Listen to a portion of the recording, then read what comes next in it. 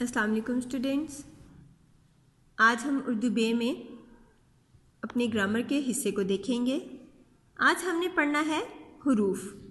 سب سے پہلے ہم اس کا تعارف دیکھیں گے کہ حروف بنیادی طور پر کہتے کسے ہیں اور یہ کیا ہوتے ہیں۔ حروف حرف کی جمع ہے اور حرف وہ کلمہ ہوتا ہے جو نہ تو کسی شخص، جگہ یا چیز کے نام کو ظاہر کرے اور نہ اس سے کسی کام کا کرنا یا ہونا ظاہر ہو۔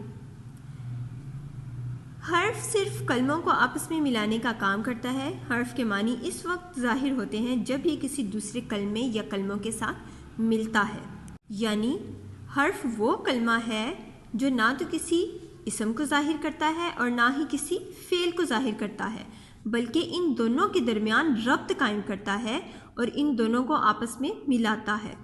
اور حرف کے معنی صرف اس وقت واضح ہوتے ہیں جب ہم اسے کلموں میں استعمال کرتے ہیں۔ کلموں میں ربط قائم کرنے کے لیے، ان کو آپس میں ملانے کے لیے جب حروف کو استعمال کیا جاتا ہے تو حروف کا معنی واضح ہوتے ہیں۔ جیسے محنت سے کام کرو، اتفاق میں برکت ہے، سانچ کو آنچ نہیں۔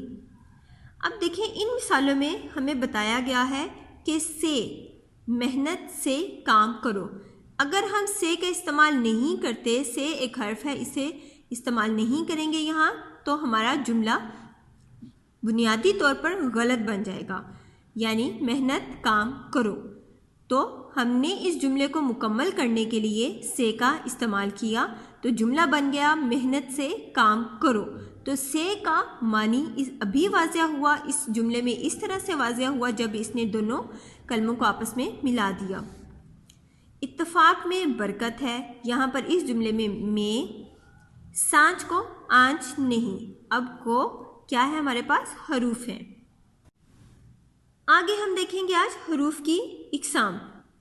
حروف کی بہت سی اقسام ہیں، یہاں ہم انہی حروف کا ذکر کر رہے ہیں جو زیادہ استعمال ہوتے ہیں، یعنی وہ حروف جو ہماری روزمرہ زندگی میں جن کا استعمال زیادہ ہوتا ہے، ہم ان کا تعارف بھی پڑھیں گے، اقسام پڑھیں گے اور ان کا مطالعہ کریں گے۔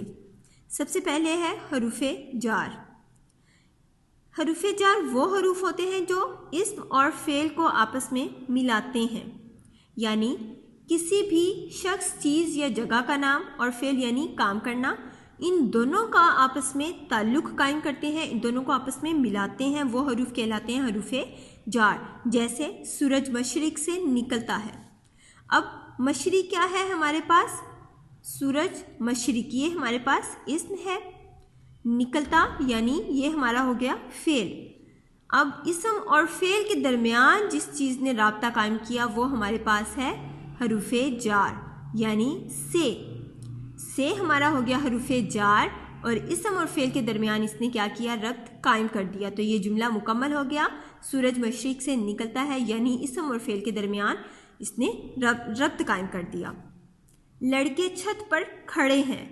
اب اس جملے میں پر، صبح تک وہ گھر پہنچ جائے گا، یعنی ان جملوں میں، ان دی گئی مثالوں میں پر تک ہمارے پاس حروف جار ہیں۔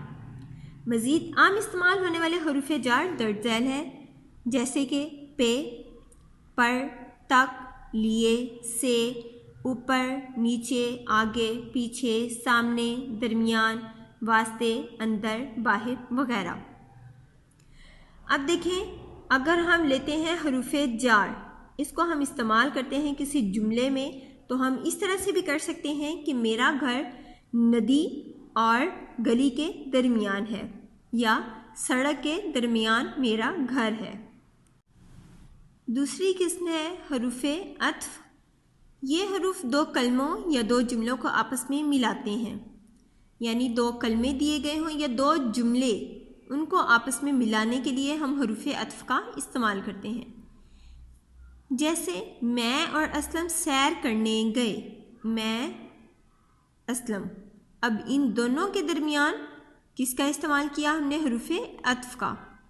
میں اور اسلم سیر کرنے گئے، چور سب مال و اسباب لوٹ کر لے گئے۔ اب ان دونوں جملوں میں جس چیز نے ربط قائم کیا وہ ہے اور واو۔ تو یہ ہمارے پاس حروف عطف ہیں۔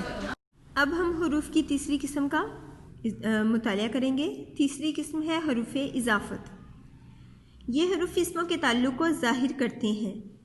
ہمیں پتہ ہے کہ اسم کس کو کہتے ہیں، یعنی کسی شخص، چیز یا جگہ کے نام کو اسم کہتے ہیں۔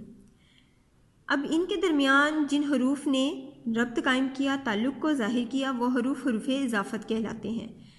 جیسے یہ ندیم کا قلم ہے۔ ندیم اور قلم کا جو ربط ہے یہ دونوں اسم ہیں، اور ان دونوں کے درمیان جس نے تعلق قائم کیا وہ حروف اضافت ہے، یعنی کا۔ وہ کھلونے گڈو کے ہیں۔ اب کھلونے اور گڈو دو الگ الگ چیزوں کے نام ہیں، ایک شخص کا نام ہے اور دوسرا چیز کا نام ہے۔ تو اب ان دونوں کا چیز کو اور شخص کے تعلق جس نے ظاہر کیا وہ ہمارے پاس حرف ہے حروف اضافت، یعنی کھلونے گڈو کے ہیں۔ یہ نادیہ کی گڑیا ہے۔ تو اس جملے میں کی جو ہے وہ حروف اضافت ہے۔ ان جملوں میں اور واو حروف عطف ہیں۔ ان کے علاوہ پھر، بھی، نیز، کر بھی حروف عطف ہیں۔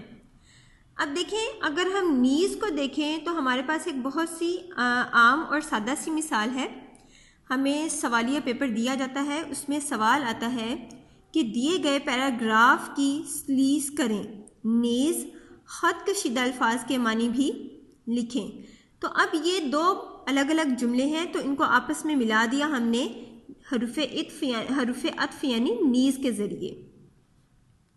پہلے میں کھانا کھا لوں پھر کام کروں گا، یہ مثال آ گئی ہمارے پاس پھر کی، ٹھیک ہے۔ تو ان جملوں میں استعمال ہونے والا ان دو جملوں کو، دو الگ الگ باتوں کو آپس میں ملانے کے لیے ہم نے جن حروف کا استعمال کیا وہ حروف عطف کہلاتے ہیں۔ ان جملوں میں ندیم کا قلم سے، گڈو کا کھلونوں سے اور نادیہ کا گڑیا سے تعلق ظاہر کیا گیا ہے۔